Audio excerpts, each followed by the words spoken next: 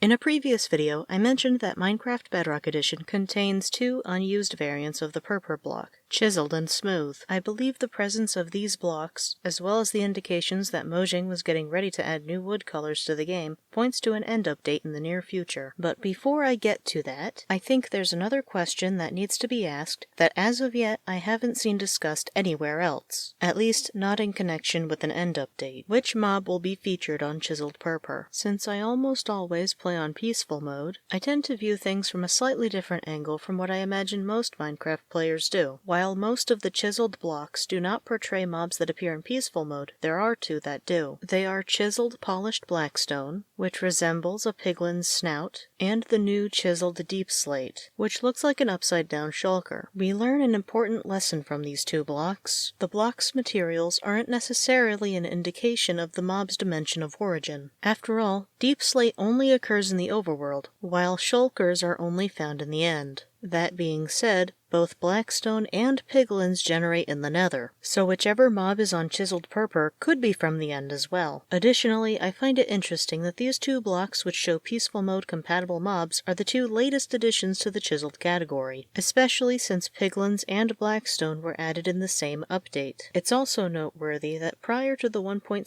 update which added Piglins, Hoglins, and Striders, the Nether didn't have any mobs which naturally occurred in peaceful mode. As of now, the only mob that shows up in peaceful mode in the end, other than the game's end boss, is the shulker. Since you only see shulkers in the end cities and end ships, the end is mostly barren. Consequently, I believe Chiseled Purpur will feature a future peaceful mode compatible mob native to the end. This could explain why the current texture for Chiseled Purpur is just the normal purpur block. Mojang doesn't want to spoil what this new mob is. Of course, this raises an important question. Why would Mojang add more content to the end for peaceful mode players if peaceful mode players can't get to the end in most seeds? After all, in order to get to the end, all of the frames in an end portal need to be filled with Eyes of Ender. In peaceful mode, you can't get the blaze powder necessary for crafting Eyes of Ender. So then, the only way to get to the end is if the portal just so happens to spawn with all of the frames already filled in, something which is incredibly rare. Part of the answer might be that Mojang isn't really thinking of peaceful mode players.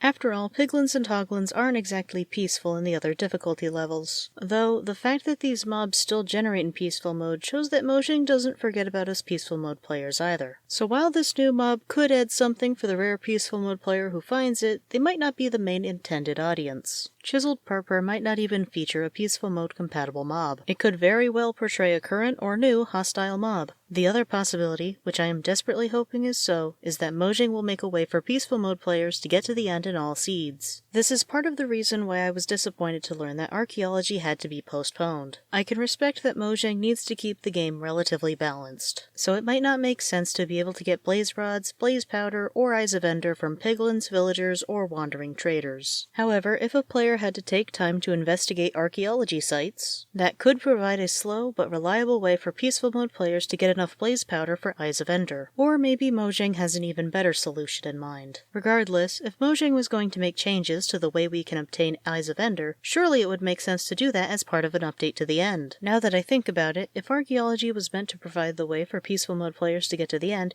it really would make the most sense to save it for an end update. Otherwise, players might be disappointed that they won't get the new features without exploring additional chunks far away from the exit portal. So that might be something to look for in connection with an end update. But, other than a new texture for Chiseled Purpur and its respective mob, what sorts of features can we expect from an end update? Since we're talking about an update to an entire dimension, it would make sense to review the features we received in the Nether update. I think most of the features in the Nether update that are relevant for this discussion can be divided into three categories. 1. New mobs. 2. New structures. 3. New biomes. Regarding the first point, I've already stated that I'm anticipating at least one additional peaceful mode compatible mob. After all, the Nether update added 3 of those to the Nether, so using the 3 Nether mobs as a template, what might we expect from new end mobs? Striders were added because players desperately wanted some way to safely cross the vast lava lakes. Likewise, most players wish there was a better way to cross the gaps over the void. If Mojang was going to add a new mob to accomplish this, how might it work? Perhaps these mobs would be able to jump a certain number of blocks up and then fall slowly to the ground, allowing both the player and the mob to safely cross the void to a new island. Of course, the player would need to avoid overestimating how far the mob could travel. Think of it as a weird end horse with a permanent slow falling effect. Striders also drop string, which is great for peaceful mode since there was previously no renewable method for obtaining the item other than finding a village or fishing. Would this new mob also drop something else peaceful mode players can't reliably obtain,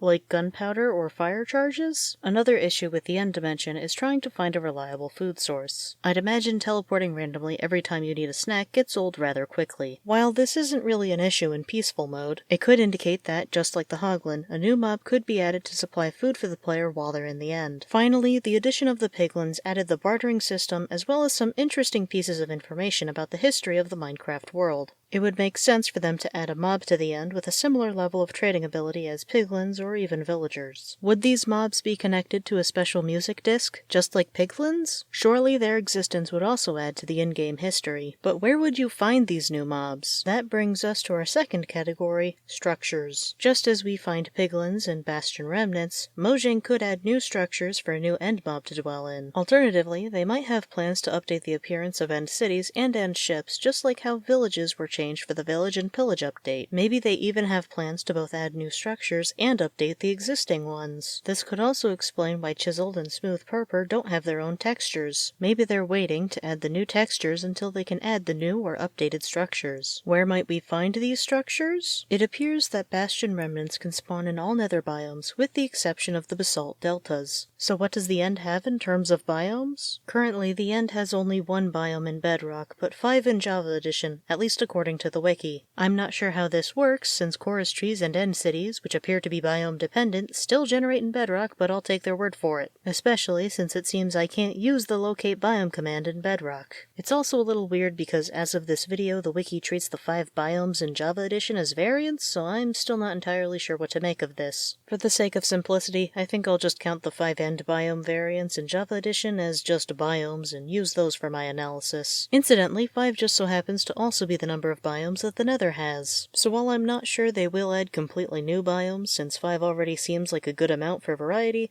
I think they might be planning a revamp of some of these 5 biomes. The biome referred to simply as the end appears to just be the location of the boss fight, so I'm not really expecting any changes here. Currently, the most exciting biome is the End Highlands, where players can find end cities with their end ships and shulkers as well as chorus trees. Given how empty this dimension is, having 2 structures, 1 peaceful mode compatible mob, and a tree which is vastly different from any other plant life in Minecraft makes this biome unusually interesting. While Mojang could add something here, I'd say it's already received most of the love in terms of development. On the opposite end of the spectrum are the End Barrens and the Small End Islands. They have no structures, no peaceful mobs, and no plants. Thinking back to the Nether update, the biome currently known as the Nether Wastes resembles the old Nether. The name End Barrens reminds me of Nether Wastes, so I wonder if they will leave this biome as is for the most part. However, just as bastion remnants can spawn in Nether Wastes, maybe a new structure would be able to generate in the End Barrens. What about the Small End Islands? They would be the perfect spawning location for the mob I speculated about before that could mirror the Striders. This could also be a good location for a new small plant or stone type, similar to how the Nether update added Nether Sprouts, Crimson and Warped Roots, Basalt, and Blackstone. These islands may be too small for a new kind of tree, but we'll come back to those later. Last of all, we have the End Midlands. While End Cities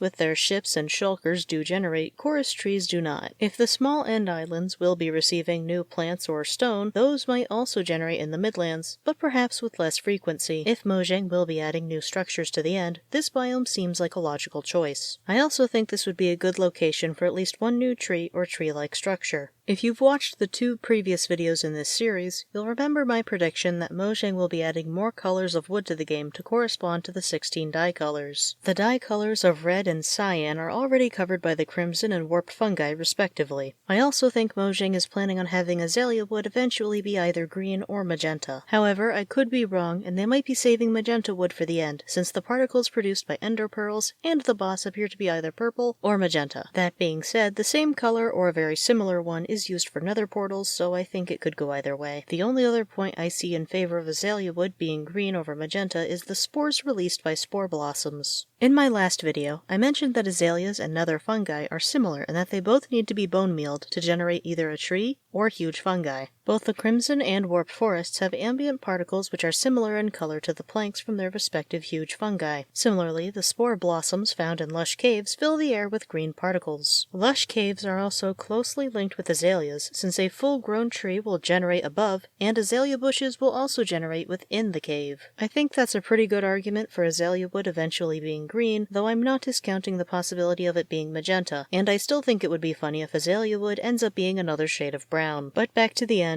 I think some other colors of wood that could make sense for the end include purple, gray, and black. I've already mentioned in previous videos that I think they're saving yellow wood for the moo bloom, pink for the moo lip, and white and light gray wood for the huge mushrooms. However, I could have been completely wrong, and Mojang actually wants to use one or more of those colors in the end. But there's another color that is associated with the end, at least with end portals. Cyan. The end portal itself features cyan particles floating through black space, while the end portal frames are all topped with bluish green. However, I will note that I compared the bluish green of these end portal frames to cyan and other blocks, and found that it actually matches dark prismarine the best for some reason. Does this mean that Prismarine might generate naturally in the end at some point, or even be included in the new or updated structures? Possibly, but let's focus on the cyan particles in the portal for now. We already have cyan wood in the form of warped planks. As I briefly mentioned in a previous video, we have warped wart block but no accompanying warped wart. If warped wart was native to the nether, and meant to grow there, just like nether wart,